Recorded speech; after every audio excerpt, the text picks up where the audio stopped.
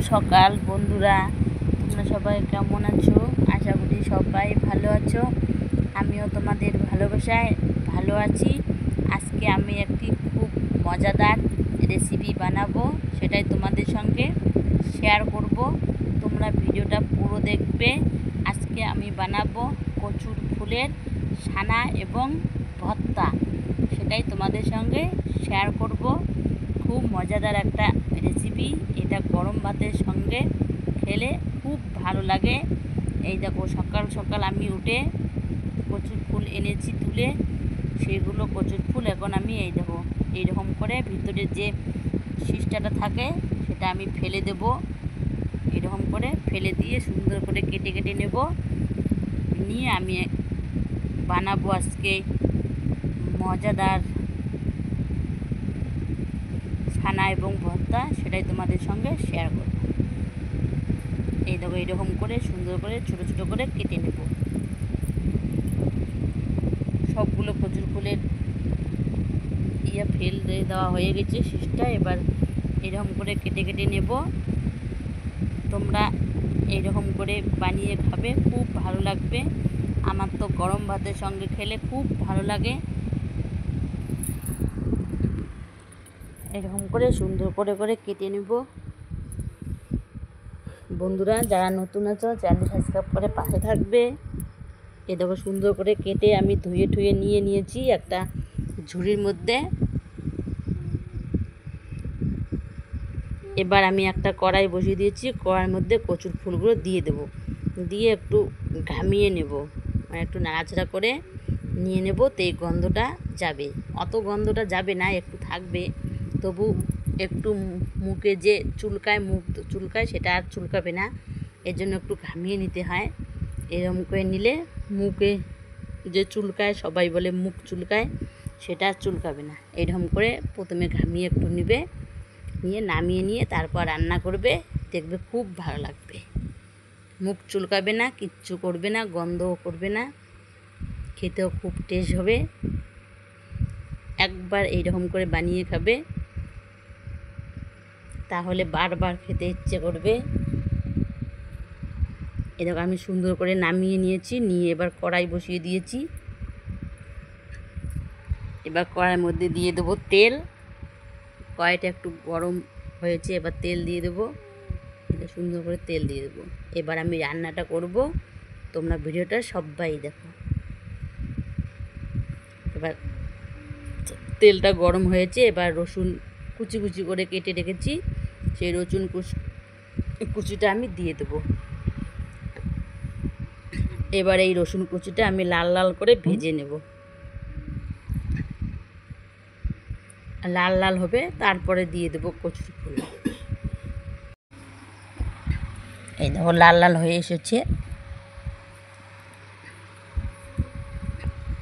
এই কচুর ফুলগুলো আমাদের গ্রামেই পাওয়া যায়, রাস্তার ধারে অনেক জমিতে অনেক হয়েছে। এবার লাল লাল হয়েছে, এবার দিয়ে দেবো কচুর ফুলগুলো। সেখান থেকে আমি তুলে এনেছি, এনে রান্না করছি, সেই রান্নাটাই তোমাদের সঙ্গে শেয়ার করছি। এবার একটু ভাজাভাজি করে নেবো কচুর ফুলটা। ভাজা ভাজা করে নিচ্ছি ভালো করে। এই দেখো ভাজা ভাজা করে নেব সুন্দর করে। একটু তো ভাজা ভাজা করতেই হবে। এই ফুলগুলো লাল লাল হয়ে গেছে কেন, ঘামিয়ে নিয়েছি না, এই জন্য একটু ফুলগুলো এইরকম হয়েছে। এবার দিয়ে দেবো লবণ, স্বাদ মতো লবণ দিয়ে দিলাম, স্বাদ মতো হলুদ দিয়ে দেবো।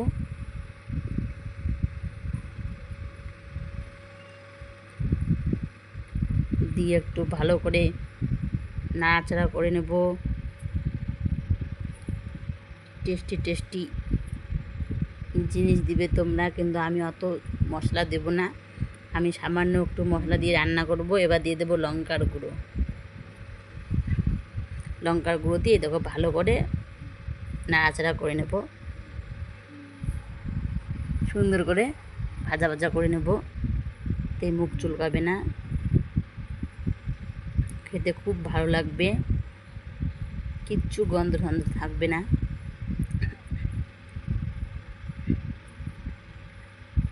সুন্দর করে ভাজা ভাজা করে নেব, একটু বেশি বেশি করে ভাজবো।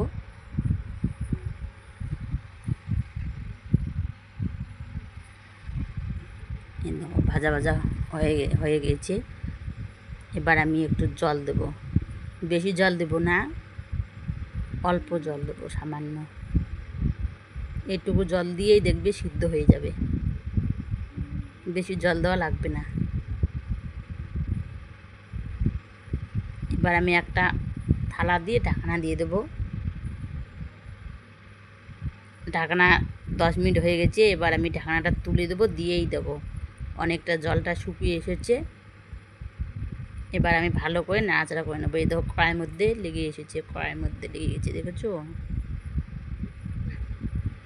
এই দেখো অনেকটা গলে গিয়েছে, সিদ্ধ হয়েছে, জলটাও শুকিয়ে এসেছে, ফুলটাও সিদ্ধ হয়ে এসেছে।